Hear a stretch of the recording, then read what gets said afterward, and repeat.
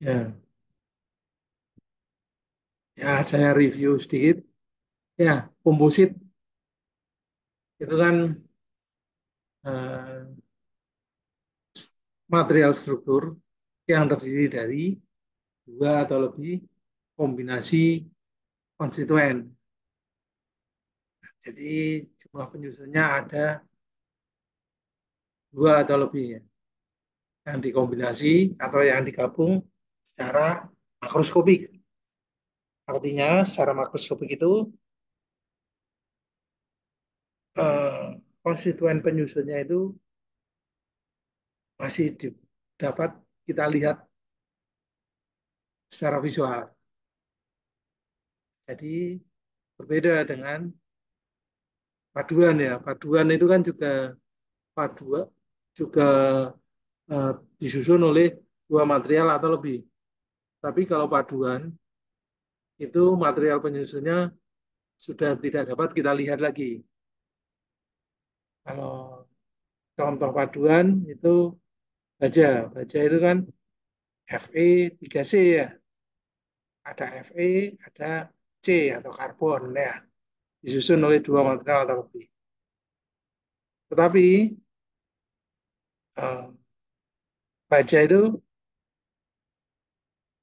kalau kita potong, kita nggak akan bisa lihat secara visual mana fibernya, mana peronya, mana karbonnya kan. Karena sudah menjadi sebuah paduan. Secara makroskopik tidak bisa kita lihat, tapi secara mungkin secara mikroskopik ya, dengan besaran tertentu baru bisa kita lihat mana peronya, mana karbonnya ya.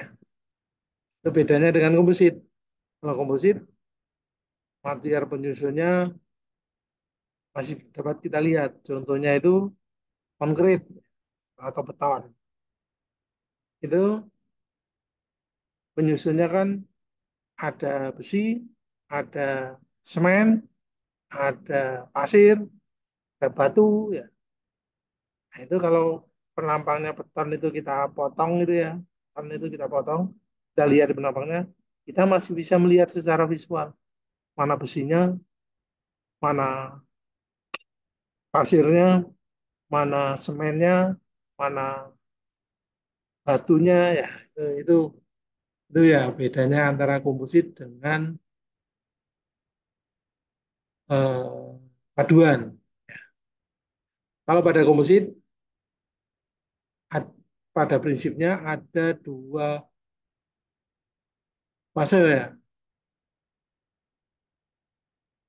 Konstituen pertama atau komponen penyusun pertama itu kita namakan dengan eh, penguat atau reinforcing, reinforce, penguat. Jadi merupakan sebuah fase reinforcing, sebuah penguat. Dan eh, material lainnya, komponen konstituen lainnya itu yang mengikat penguatnya itu kita namakan dengan matrik ya. Komposit itu seperti itu. Di komposit itu ada penguat dan ada matriknya. Matriknya itu fungsinya untuk mengikat penguatnya. Contoh penguatnya itu ya sebuah material komposit itu ya fiber itu ya, fiber atau serat. Kemudian bisa juga berbentuk partikel atau dalam bentuk serpihan atau flake, serpihan-serpihan kayak kayak fly ash itu ya, apa namanya? Fly ash itu loh, kalau kita bakar bakar sampah itu kan ada yang terbang kan, ikut terbang sama asapnya itu fly ash, fly ash itu dapat kita gunakan sebagai penguat atau reinforcing. sebuah material komposit. Sedangkan matrik atau konstituen yang berfungsi sebagai pengikat dari penguat itu biasanya sebuah material yang kontinu ya. Contohnya biasanya resin ya, itu bisa.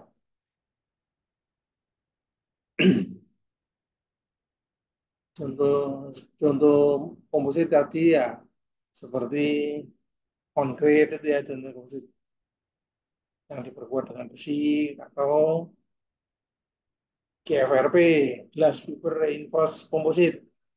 Itu salah beberapa contoh tentang material komposit ya.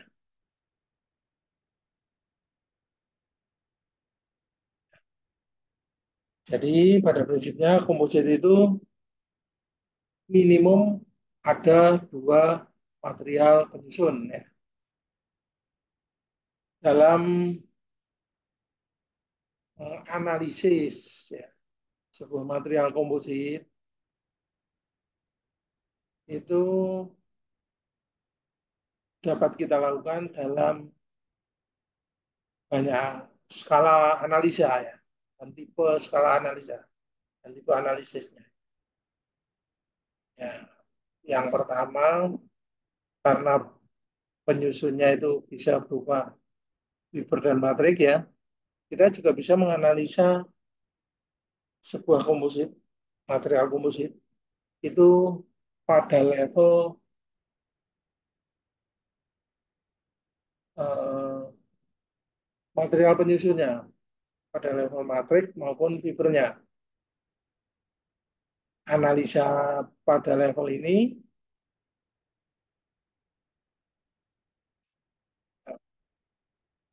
kita namakan mikromekanik, ya, analisa mikromekanik.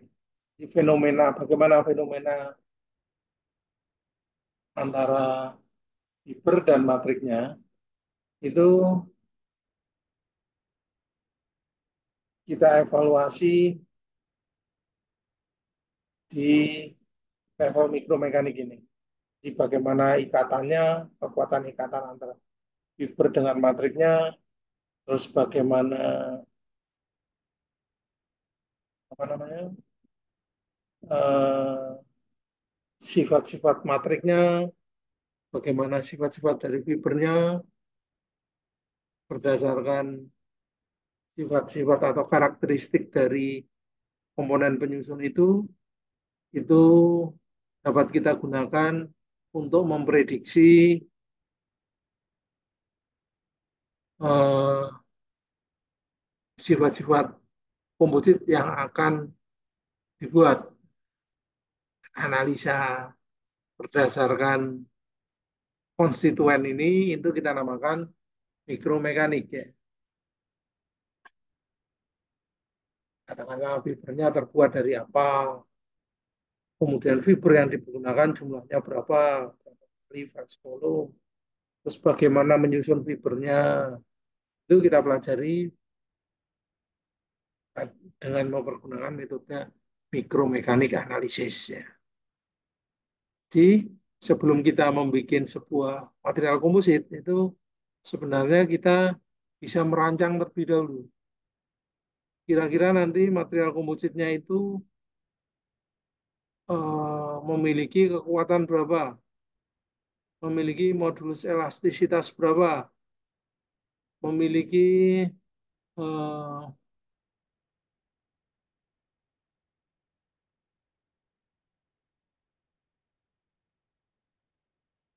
kemampuan menyerap uap air berapa, itu bisa kita prediksi tersebut terlebih dahulu. Jadi kita eh, sifatnya itu customize ya, material komposit itu customize. Jadi bisa kita rancang lebih dahulu secara analitis ya. Kita itu dulu, kita hitung, kita analisis fiber yang kita rancang, fiber yang kita pakai fiber apa, kemudian matriknya nanti apa, dengan mengetahui sifat-sifat fiber, sifat-sifat matriknya, ya, sifat fiber itu Katakanlah seperti berapa modul elastisitas dari fibernya, berapa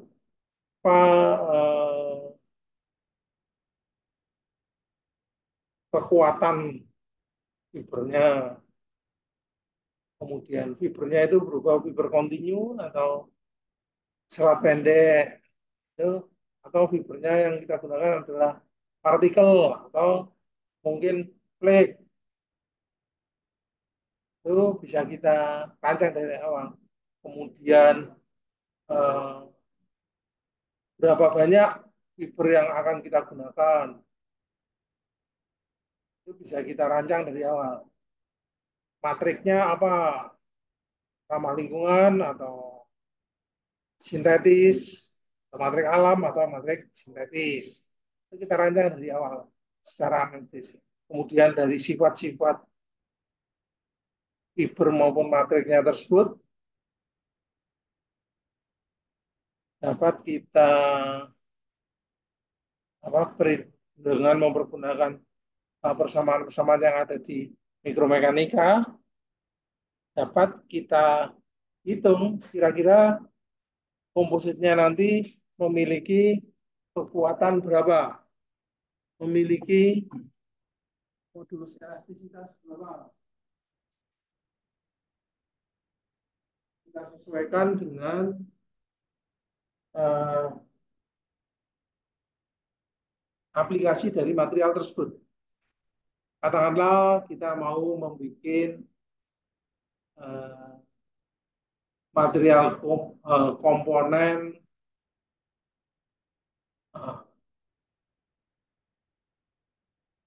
membuat komponen apa ya, komponen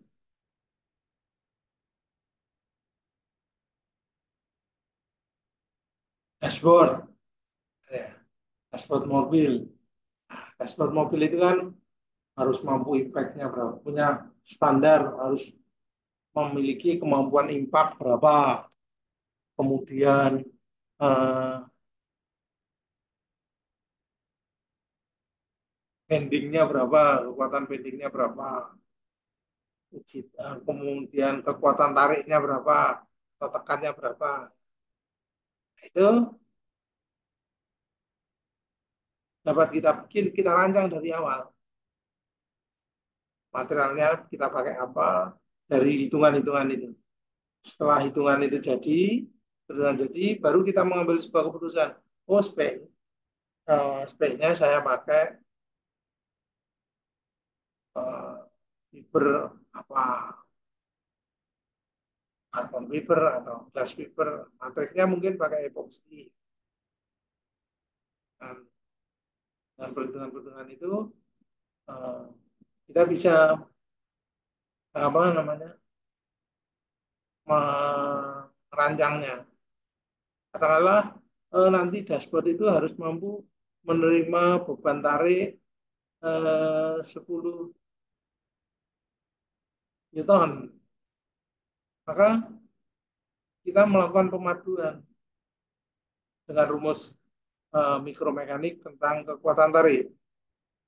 Ya, itu kira-kira berapa ya, apa material apa ya yang cocok? Komponen penyusun material kompositnya apa ya cocok? Kita melakukan uji single fiber, kita melakukan uji eh, matriknya, uji tarik pada matrik. Kemudian dari eh, dengan diketahuinya dengan diketahuinya apa kekuatan tarik, katakanlah kekuatan tarik dari fibernya tahu, ya, kemudian kekuatan tarik dari matriknya, kemudian jumlah fibernya, fraksi volume fibernya adalah VF. Maka dengan data ini, tiga ini, kita bisa memprediksi kira-kira nanti komposit yang akan kita bikin itu kekuatannya berapa. Dengan mempergunakan persamaan mikromekanika ini, apa, persamaan rule of mixture, ya, fiber kalikan dengan fraksi volum dari fibernya ditambah dengan tegangan matriknya, dan dikalikan dengan fraksi volum dari matriknya. Nah, bisa kita prediksi. Kekuatan tarik fiber ini diperoleh dari mana? Dengan uji tarik single fiber, katakanlah pakai serat gelas, gini ya. Ini serat gelas.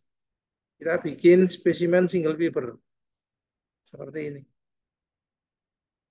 Ini contoh ada kertas ya, kita lubangin di tengah itu gini.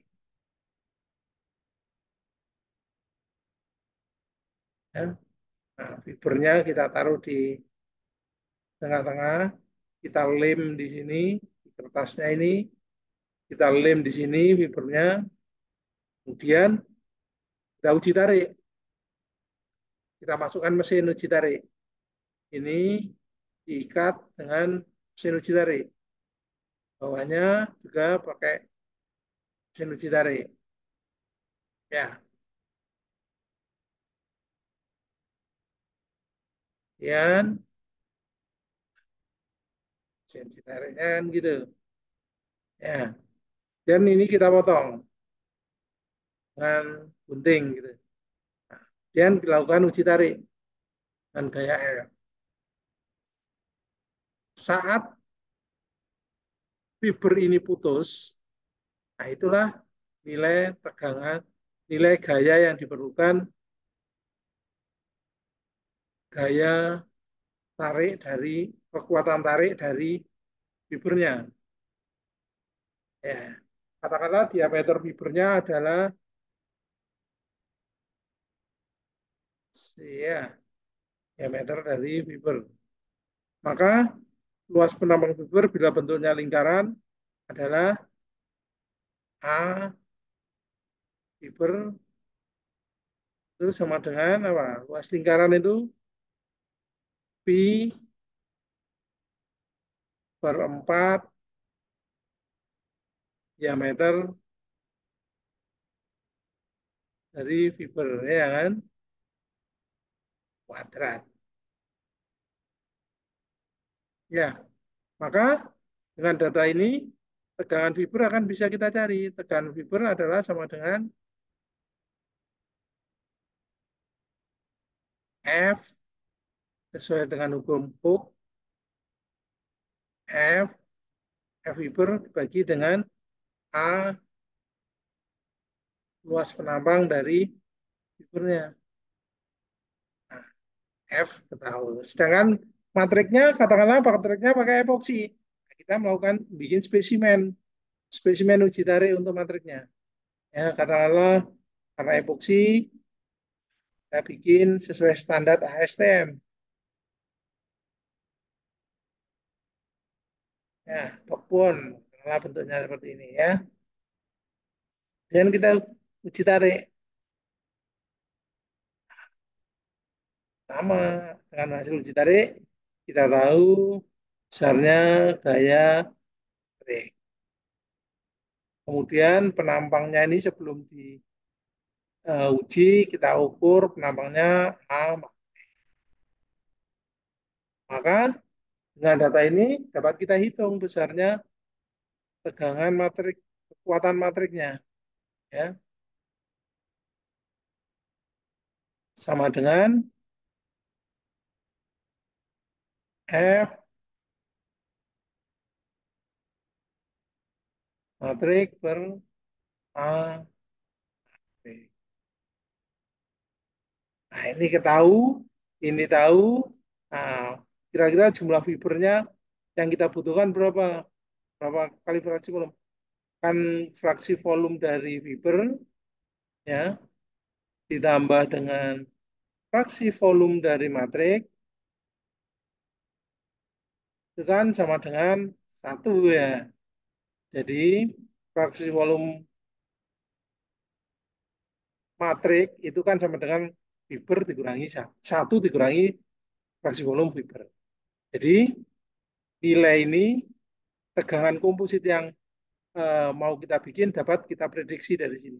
Kita butuh berapa fraksi volum fiber yang jumlah fiber yang dibutuhkan. Katakanlah tadi tegangan kita berharap bahwa komposit yang akan kita gunakan untuk dashboard tadi memiliki kekuatan tarik berapa? Kekuatan tarik 10 ya. 10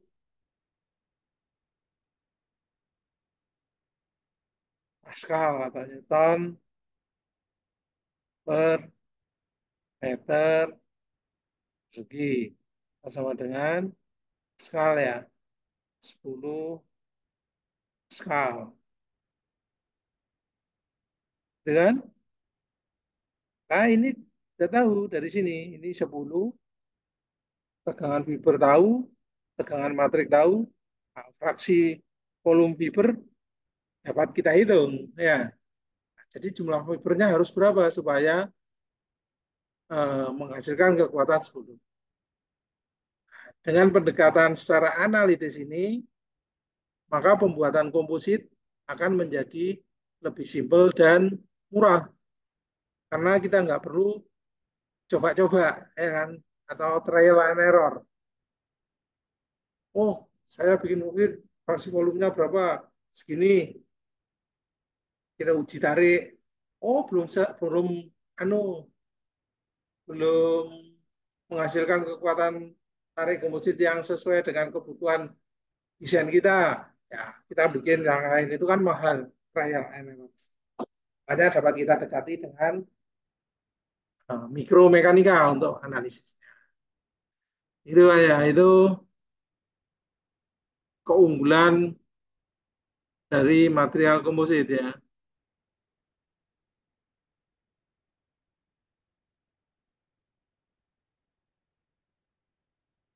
Nah, kemudian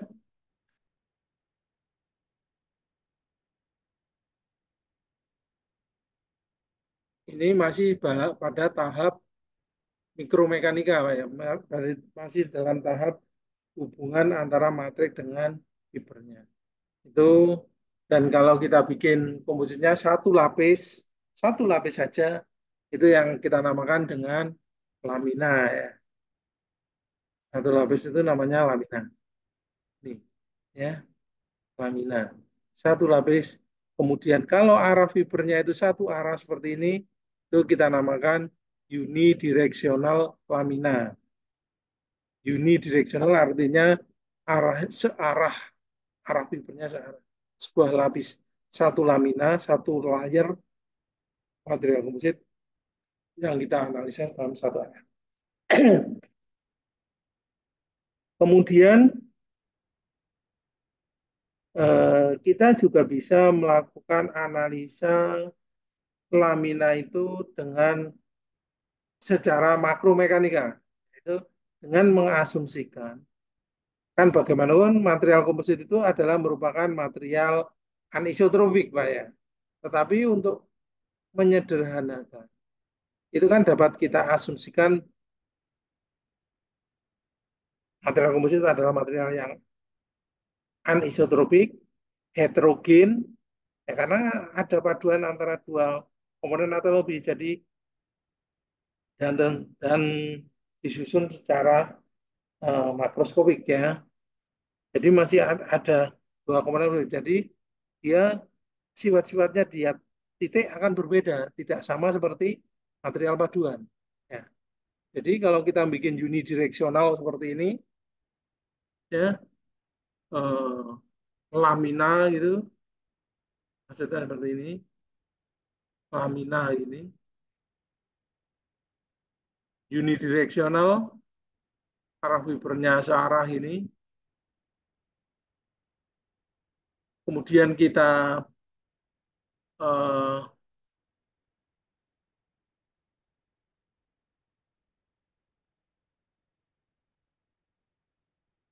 kita memotong, kita bikin spesimen uji tarik sesuai dengan ASTM 3039 katakanlah gitu ya, kak lurus gini, Kalau kita keluarkan potongannya seperti ini, spesimennya,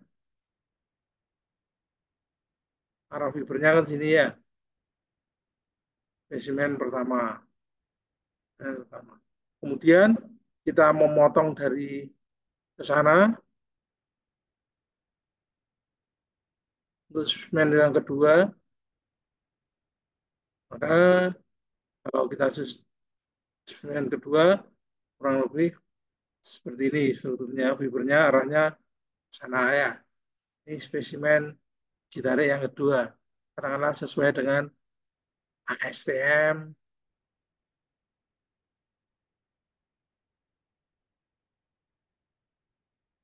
Gano 39. Itu ya. Ini kalau kita uji tarik spesimen pertama kita kita lakukan uji tarik, kekuatan yang dihasilkan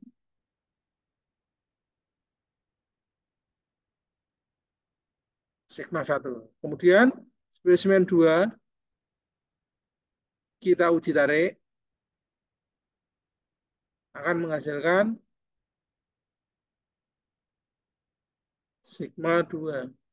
Nah, besarnya sigma 1 dan sigma 2 ini tidak akan pernah sama. Ya, karena arah fibernya beda. Ya, itulah material komposit. Kalau material paduan ya, katakanlah besi. Ini ya, ini besi, plat besi. Ya, Anda bikin spesimen uji di sini, spesimen 1. Kemudian untuk spesimen 2 memotong plat besi ini ke sini, dalam arah ini. Kemudian spesimen 1 dikeluarkan potongannya, uji tarik.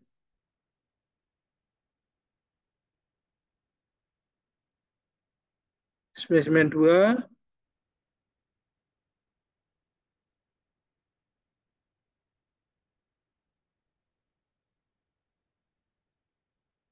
uji tarik.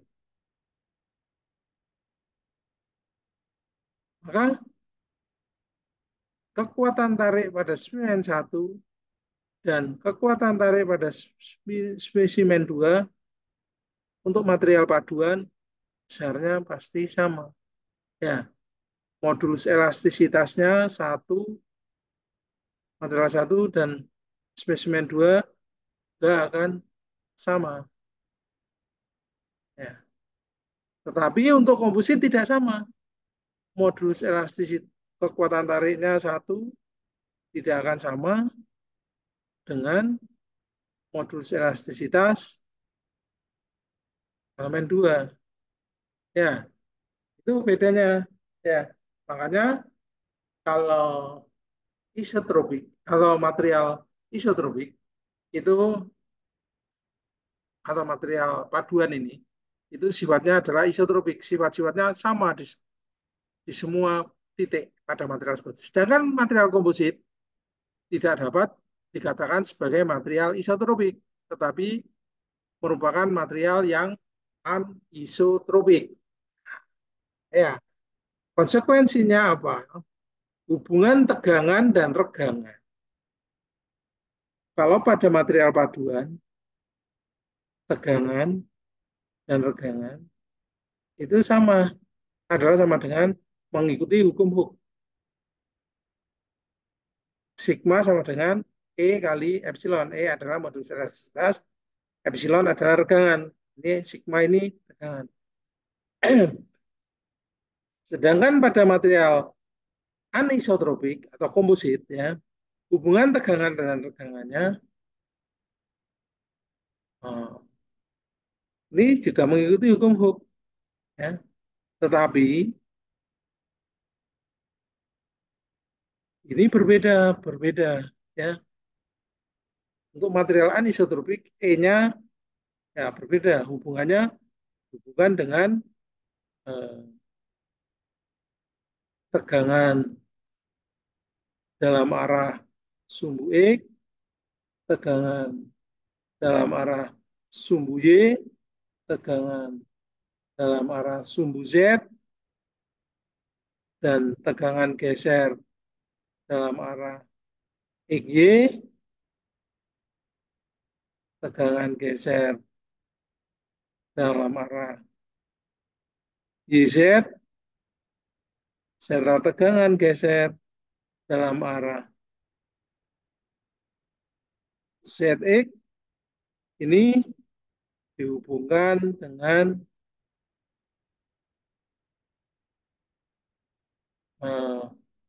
konstanta atau stiffness ya C 1, 1, 2 dan seterusnya itu ya stiffness. Nah, ini regangannya dengan regangan. Hubungannya ini jadi beda, tidak bisa tidak sesederhana pada material isotropik. Ya, untuk memudahkan analisis, kita bisa mengasumsikan material komposit ini sebagai material yang homogen. Tetapi kita tidak bisa mengasumsikan sebagai material yang isotropik. Jadi dia tetap material yang